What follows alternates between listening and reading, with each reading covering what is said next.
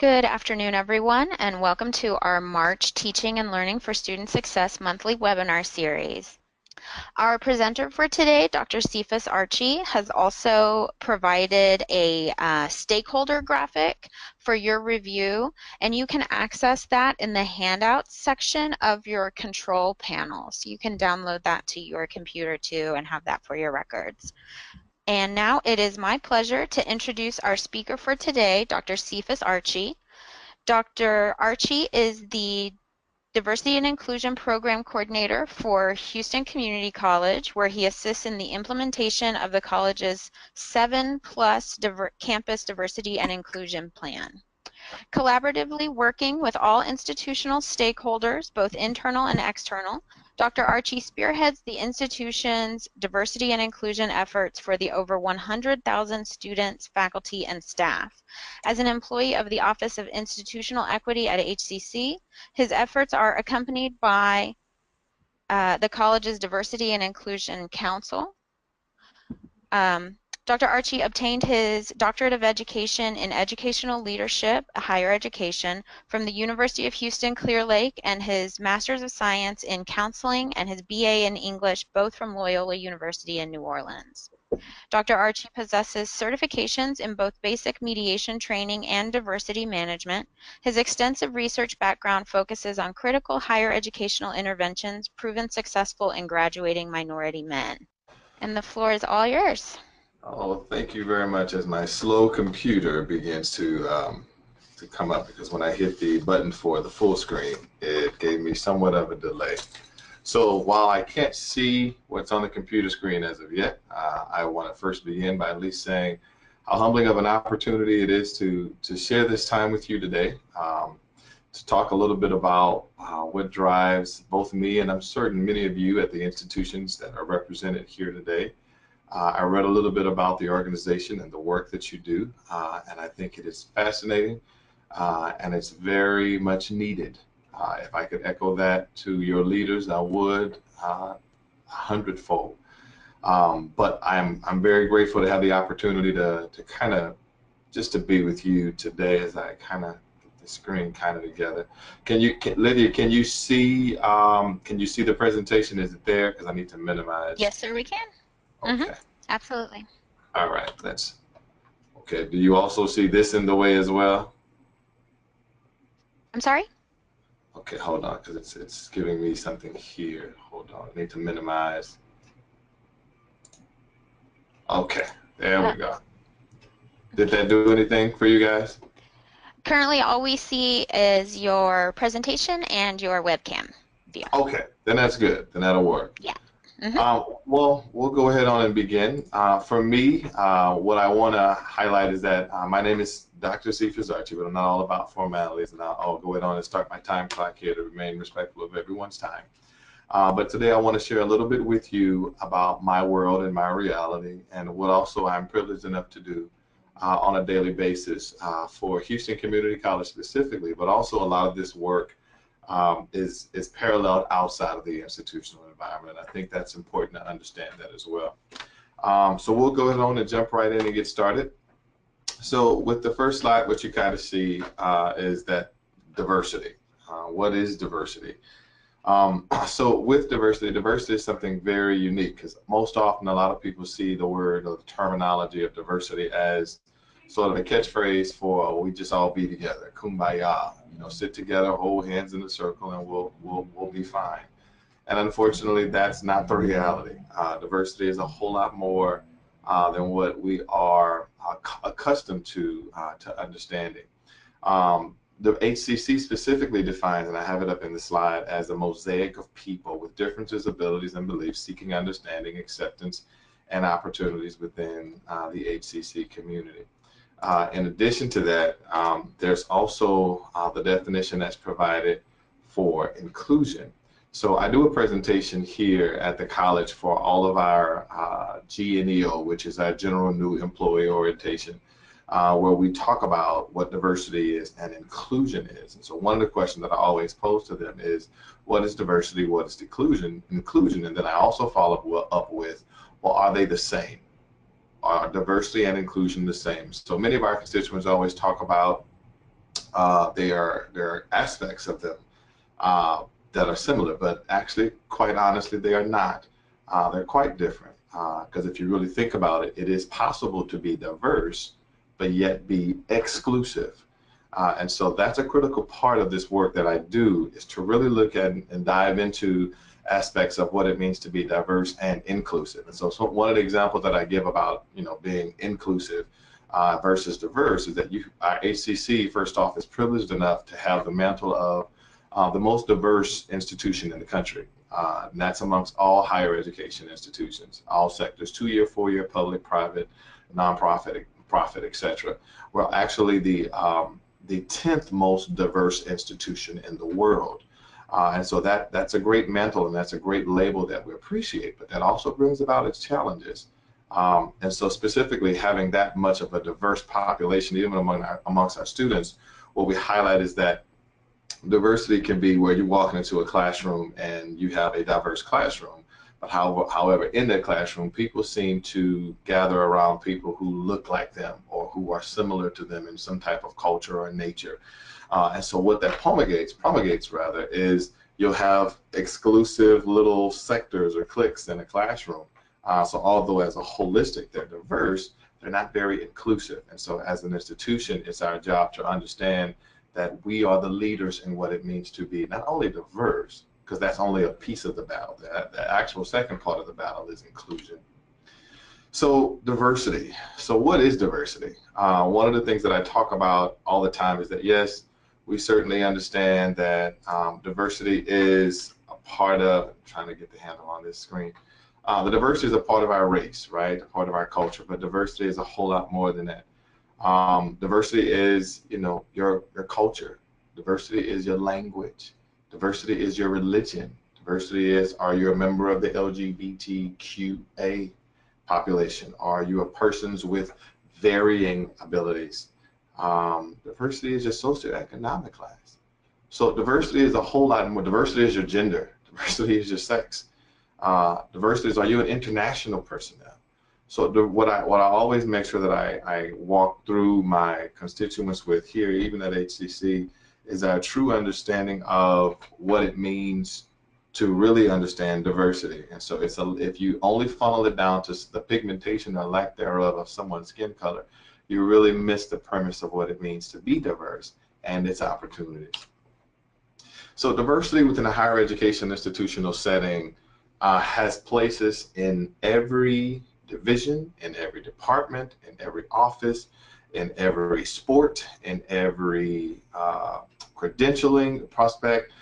The purpose is that diversity has a home in every place. There should not be a single isolated area on a campus where the diversity efforts of the institution are highlighted toward one specific area. So this next slide kind of shows you a little bit about, and this is only scratches the surface, and this is something that I developed, and I also have it available for you guys to view and download on your own, potentially as a reference point for your own institutions, to show how every area, every major entity has a responsibility and has a duty into making sure that not only what we do and what we say, but our practices and our policies and the inner working procedures that we implement every day are outlined with diverse and inclusive practices. So you'll be able to have this for your understanding and review all of later. But as you see, it highlights all of our institutions' major areas, from our academic to our legal to our D&I council, even to our community, even to our board member and our chancellors, and showing them their responsibilities from our instructional side of our institution. So this is showing how just a little bit about what we do develops into what we do as an entire institution regarding diversity and inclusion. So next, I was asked by Dr. French to provide a little bit of information about sort of my diversity story, and it's pretty unique. I happen to be an African-American male that went to a PWI, which is a primarily white institution, and I was one of 13 that were admitted with my incoming freshman class. And enduring as a very articulate, pretty intelligent, hardworking athlete as well, I was immersed into a culture that was very different from mine. There were many students up there who were of privilege, as it was a private Jesuit institution. Most of the students were quite affluent. That wasn't my story. It was okay that it wasn't my story, but the reality was that wasn't my story. And so being successful and being successful academically, athletically, working hard and receiving much academic as well as institutional success, I became a threat to many of the students there. And so quite often I would receive death threats. Actually, one of the what's on the slide now is one of the things that was posted on my door and several of the other minority groups' doors at our institution. And this document did not come from the 60s. It didn't come from the 70s nor the civil rights movement. It came from 2003, which is not too far long ago, where people were telling us death to, those words that you can see on the slide next to you. I had notes engraved in my door that said NIGG, and you can fit in the rest of that word, stick to your own kind, because at the time I was dating a Caucasian female. And again, this is not the civil rights movement days, this is recent. So our frustration came after multiple years of this happening and these type of behaviors happening, and our institution did not respond. And again, our anger, our disappointment didn't come in the form of, well, why didn't you stop them from doing this? Because sometimes, as you are well aware, you cannot stop hate from occurring. Students come to us with different backgrounds, different experiences, and so these are some things that they bring with them.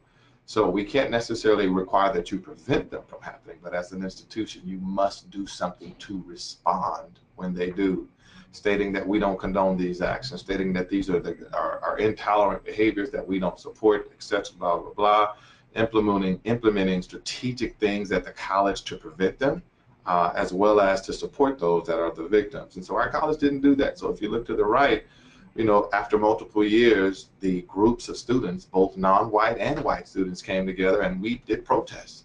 We did sit-ins at board meetings because we had gotten to the point that there was nothing that they were doing but sweeping it under the rug and praying that we did not advance it further by challenging them. So their silence was so loud that it forced us to become louder.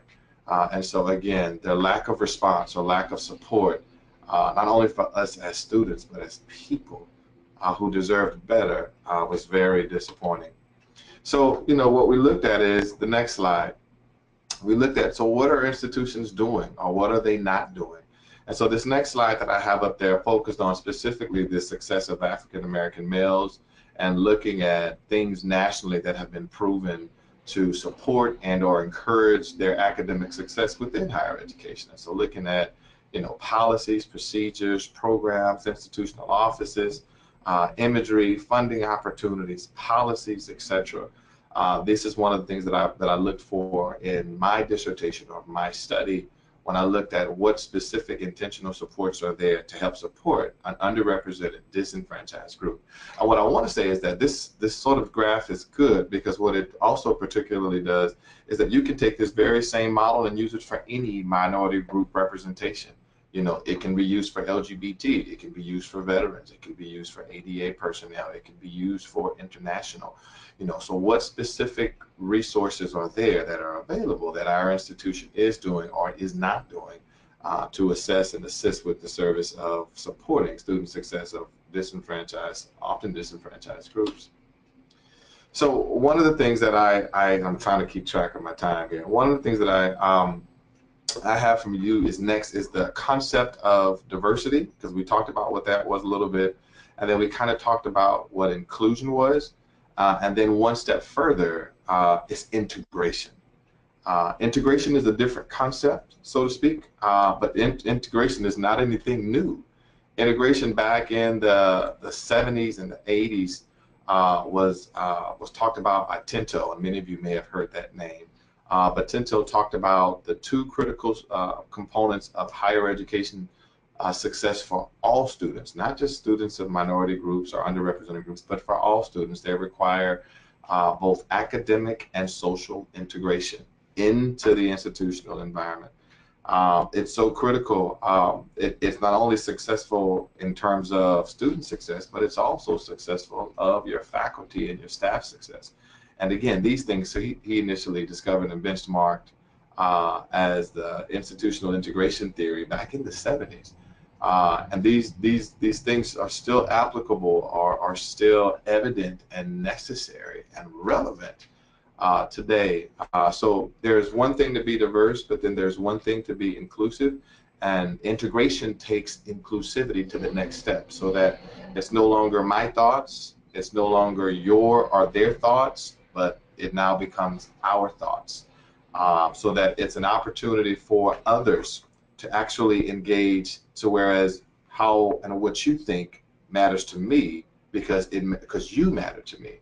So it's more of an evolution past the inclusive expertise, which is always critical and important because that's where the true learning, that's where the true change happens, that's where the true cultural shift or climate shift, if you would, begins to occur. Dr. French and I shared an experience here at our institution where I'll be able to talk about the whole integrative approach for even programming a little bit later on. So who we are as individuals impacts and who we are and because the screen is kind of blocked here, but who we are as individuals and what happens outside of the classroom climate impacts also our student success, but also our institutional climate. So the whole Black Lives Matter movement, which is specifically looking at how that kind of started was the whole clash between law enforcement and minority populations to the recent immigration change, veterans issues, LGBT issues, looking at the recent president executive order amending the bathroom utilization, looking at other resources for ADA personnel. There was someone who called and said, well, Dr. Archie, we have someone here in the ADA office who said that the accommodation that was not met that he wanted to receive. And they said, what our response is that, well, the law doesn't require us to do that. Well, the law doesn't require us to meet that threshold for meeting the need for the ADA personnel. And so my question to them back was, I pushed back gently and said, well, there are many things that the law doesn't require us to do, but if we didn't do them, what type of environment would it be? So she said, what do you mean? I said, well, quite frankly, there is no law requiring me to speak to someone in the morning. There is no law requiring me to shake your hand when you extend it back to me. There is no law requiring me to walk over when I heard there's something that happened to your family member, that's where she's sick or ill, or someone may have passed away. There's no law requiring me to ask, how are you doing? But if we didn't do those things, then what type of climate would we have, or what type of environment would our institution kind of be establishing here and setting as that precedent? So again, the legal term or the legal defense that the law doesn't require it kind of isn't sustainable anymore because there are many things that the law doesn't require. So it's really looking at your institution's stance on what it is that you say you're going to do and the premise for why you're going or not going to do it. So what I wanted to do is I wanted to talk a little bit about some of these experiences that I have before we kind of get into the questions, because I know that there are quite a bit in there and I expect there to be. But what I did is I wrote a few things down that I wanted to make sure that I kind of talked about with the group as far as perspectives. So the diversity, as we talked about a second ago, was looking at going from being a diverse institution to being an inclusive institution and taking that one step further into integration. The integration is, as we talked about a moment ago, a very critical aspect of what it is we do. But when we talk about integration, let's talk about what it is that we're actually saying and what it is that we're actually doing. For instance, often in student services type programs, to acknowledge a cultural group during Hispanic Heritage Month, like sometimes, which we all love. I personally have an affinity for it. They'll do a program called Taco Tuesdays, right? And that's really, part of a cultural dish, and I'm grateful for that. During Black History Month, they'll do fried chicken Fridays and gospel choirs, and sometimes I've even heard Kool-Aid, which is interesting. During LGBT Pride Month, they'll give them a parade, which is people decorating a car and putting plastic ornaments on top of it and saying, hey, we acknowledge you as a group. And so I have no qualms about those things because those things do highlight certain parts of a population. But where my kickback stands is that if that is the only educational, developmental training and programming that you're giving your students, your faculty, and staff about a whole population of people, and you are excluding the wonderful attributes of science and medicine and culture and politics, and music and life that this persons of these populations have contributed, then you are only re-perpetuating those stereotypes that are already established about them.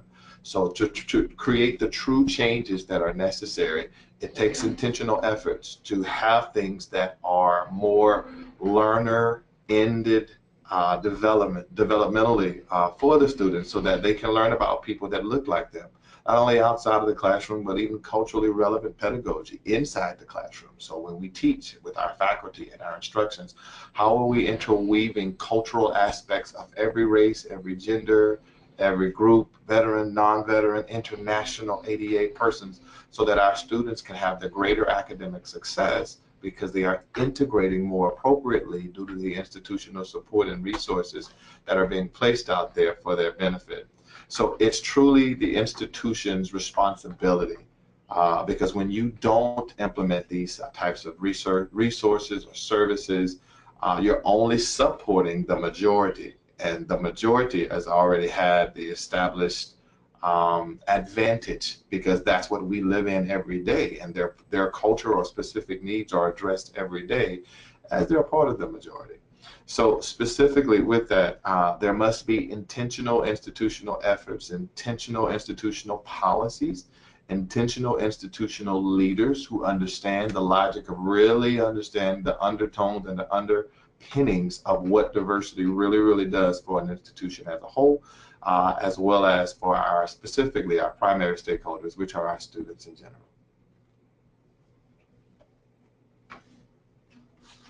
And as of this point, I'll turn it back over to Dr. Frent Okay, to perfect. allow Thank the you. questions or comments to come. Absolutely, thank you. And I'm going to keep your screen up because that's a nice question prompting Okay. screen there. So, anyone, any of the attendees, participants, feel free to raise your hand or go ahead and send the question if you'd like for Dr. Archie. You had mentioned, Dr. Archie, an incident that you and I kind of talked through and worked through together that did occur. No, it wasn't Hispanic Heritage Month. It was during Dia de los Muertos, Mm-hmm. where the students in my student organization, for which I was the faculty advisor, really wanted to build an altar for Dia de los Muertos, and it was at the Central Campus, which is one of the more diverse campuses. Absolutely. Um, and they wanted to put it in a prominent place where it would be seen by students who were going to and from class in a stairwell. Um, and when we sought permission to put it there, we were denied on the basis that the altar might offend people who didn't share beliefs in the Dia de los Muertos holiday. Um, and that was fine. We went with that. We ended up getting some space in the art department. But I remember when I talked to you about this, you kind of illuminated for me that it is more about this along the lines of integration and what integration means. I was wondering if you could speak to that.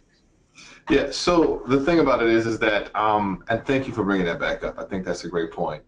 So although it may be a Hispanic cultural type of event or program that facilitates it, what I want to say is that the premise of what it is can be honored amongst more than persons who are just of the Hispanic culture. I actually took this discussion that we had and took it to another college campus, and I spoke with our students there and talked about it was a very mixed group of students. There was African American, Caucasian, etc. And I mentioned, and they said, "Oh yeah, we kind of seen that presentation before. You know, Day of the Dead. We it's kind of weird." And so I said, "Well, do you know what it means?" And so after sitting and explaining to them the significance of its honoring those who loved, may have passed on, and how people allows the constituents to get involved and to say thank you and to show the love and appreciation and value for those who meant so much to them. Literally, it was a dynamic and acute change in the response, because they was like, oh man, I'd love to do that. My grandmother passed 6 months ago, and I've never had the opportunity to outwardly express that. And so what it did is that it showed the aspects of integration to whereas it then became not only a Hispanic cultural celebration, but it became our social celebration and our cultural celebration because although it may have originated in Hispanics, other areas and other populations have the same values and they love the opportunity to express that as well. So that's how you go from being diverse to inclusive, but then to integrative. And so therefore it changes the scope of the opportunity to educate other students on what it is and how it's done, and also allow them to be a part of it. So it's a teaching opportunity that you're inviting them into so that it now becomes our celebration versus their celebration.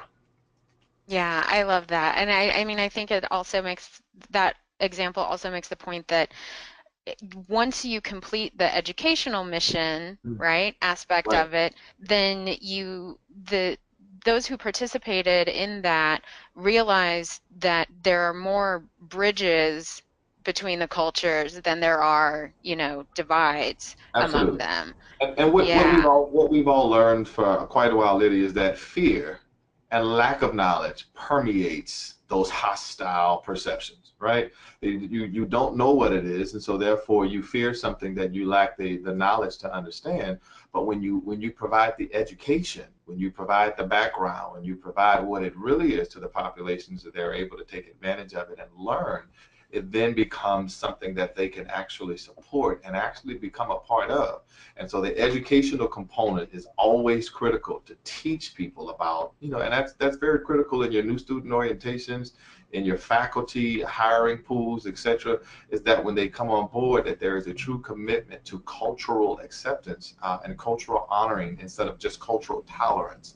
Because there is a difference. Our institutions' benchmarks should not be a benchmark of tolerance at institutions, but of acceptance and honoring. Excellent. And we have a question here from Paula Califf. Okay. Paula, go right ahead. Oh, I didn't know if you could hear me or not. So I have a question about the Black. Can you speak up just a little bit, Paula? We can barely hear you. Let me see if that's why I typed my question because I didn't Do know. you want me to just read it for you? Yes, could you? Yeah, no problem. Okay, so Paula asks, and she comes to us from Lone Star University Park. I am interested in black male initiatives that have been going on, but how do you get the right student in such a group without profiling him? There is so much diversity within the black male group, so what is the targeted profile? Well, first off, I don't think there is a specific targeted black male profile. What I do say is that as much as I appreciate and so value your work that you're doing, black males are just as different as any other black male or any other race, and I know you know that. But what I'm meaning by that is that I think it's all about the character, and I think it's about the work effort.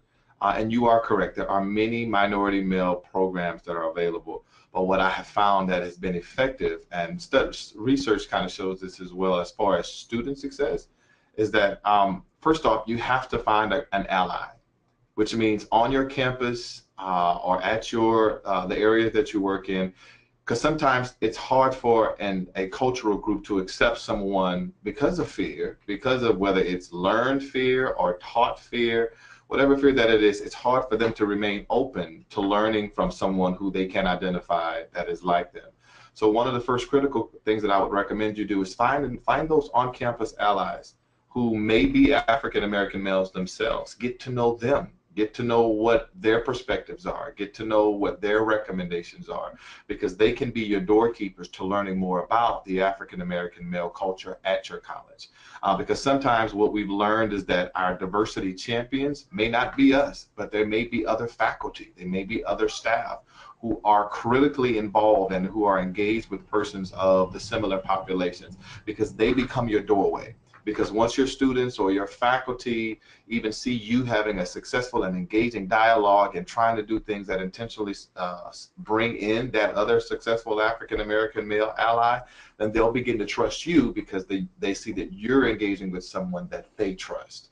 And so building those relationships, which are critical, your collaborative relationships, specifically with African American men, as there is a lot of negative publicity, exploitation, etc. about that population.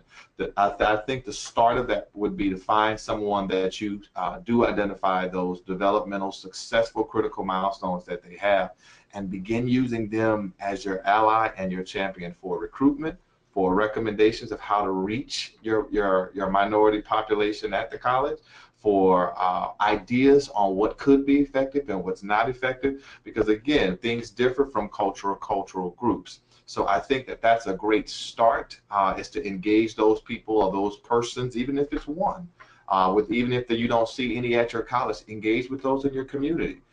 There are, the Houston Urban League and organizations that specifically take a catered focus to minority males and supporting them. And so again, engaging those organizations, those persons, and those groups that are already established as resources for that population could be a great advantage to you to getting that program effective and started.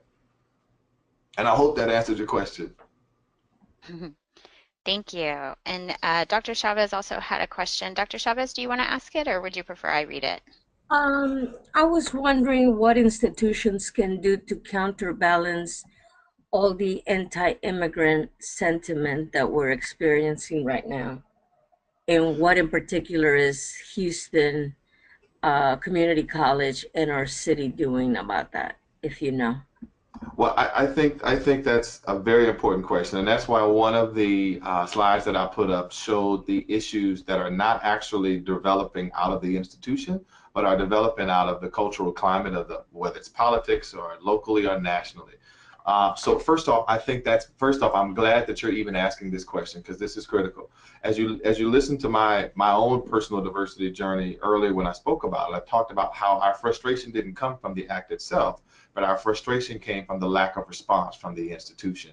And so whereas the immigrants or persons of international populations may not hold you responsible for the laws that you have no control over, they do hold you responsible for the silence that you either are not making a statement saying what your view is, and your lack of response to it. So what you and I both do kind of know, Dr. Chavez, is that we can't control the law, and we don't make, although we would like to and would love to, we can't change those things. But what we can do is reiterate what our stance is here at the college. And so that's one of the things that I pushed our institution to do here at Houston Community College, which is to draft a letter of support of all students, reaffirming what our EEO statement was, reaffirming what we could do versus what we couldn't do. So again, we understood that there are rules and regulations to FERPA, that if an outside organization came and stated we're coming to find out who, by FERPA, we are not releasing those documents, because by law we have to adhere to the law.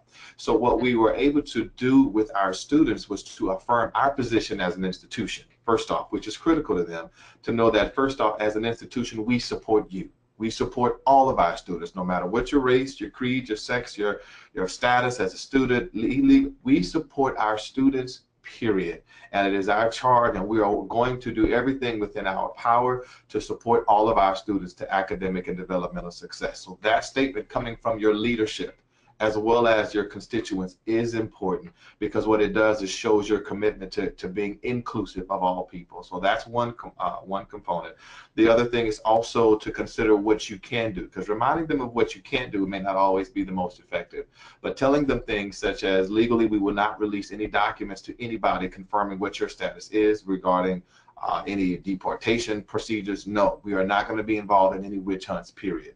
We are going to conduct our business to protect all of our students like we always have been. And again, that is a response versus not responding whatsoever. Is it possible to get to see a copy of the letter that you say your students, so that we can share with our other Sure. institutions? Absolutely, And we can. yeah, you could send that to Lydia, and then we can make sure that everybody has an opportunity to see how you handle that. That's What we did is we drafted the letter, and then we sent it to our board of trustees, and we had them vote on it, whether they supported it as well. And so 99% of our board members got up and actually said, we support this, and we are pushing this statement even further, because we are here about all students, not just some. So yes, and not only did we keep it at our institutional level, but we brought it to our board and say, hey, it's important to our constituents that they know you support this type of communication as well. Absolutely. excellent. Thank you. Wonderful. Well, thank you so much, Dr. Archie. This has been really, really wonderful, and it actually fits really nicely with the scope of some of the other webinars that we've had this academic year. And I know you've had a chance to take a look at those, so I'm hoping that you and I can sit down and talk about some of these other issues too. I feel like you and I are on the same page in terms of our commitment to this. So I want to thank you again, and Dr. Chavez and I will clap for you with a Yes. small applause. Thank you very much. Thank you. I appreciate your time. You guys, thank you for the invitation. And I'm always a resource and I'm always an ally. Again, more people at the table pushing one rock is better than one person trying to move that single rock by themselves. So together, an inclusive approach can move mountains. We're continuing to learn that daily. So thank you. Thank you for your time. Thank you, and thank you for joining our peer mentoring program. We look forward to hearing more from you and hopefully seeing you at one of our institutes, Absolutely. and maybe have you go to some of our colleges in the future. Thank you so much. We'd love to. Thank you very much. You have a wonderful afternoon. Thank you, guys.